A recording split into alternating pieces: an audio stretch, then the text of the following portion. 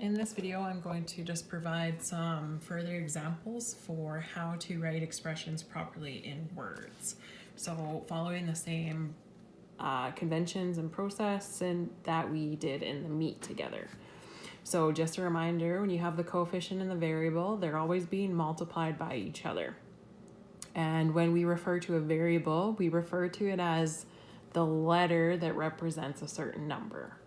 So when I write this in words, I'm going to say 11 is being multiplied by the number that A represents, right? Because A could represent the number of admission tickets to something, right? Like we've talked about several scenarios now where we use an expression to represent them. So A is, anytime we have a variable, it's just an unknown or something that's changing. So we say 11 is being multiplied by the number that A represents and increased by 13 because it's an add sign. That's how we would write that properly in words. This next one, 100 subtract C, we would say 100 is being, so it's a subtract, so we don't say increased, we say decreased by the number that C represents.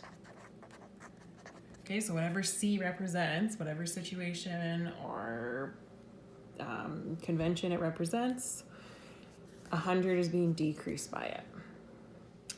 The next one, so we start by saying 16 is being increased, again, because you have a addition sign. So 16 is being increased by, and then this one's kind of weird to word, but we would say by 9 that is being multiplied by the number that V represents. Okay, so let's say V represents the number of Volkswagens that you sell. When we've talked about substitution, we know that this V doesn't always stay a letter, right? We can replace it with whatever value it has. So 16 is being increased by 9, that is being multiplied by the number that V represents. Coefficient, always multiplied by the variable. And the last one, 8 is being, so I have a subtract sign, decreased. So we're not using the word minus or even subtracted. I prefer decreased and increased.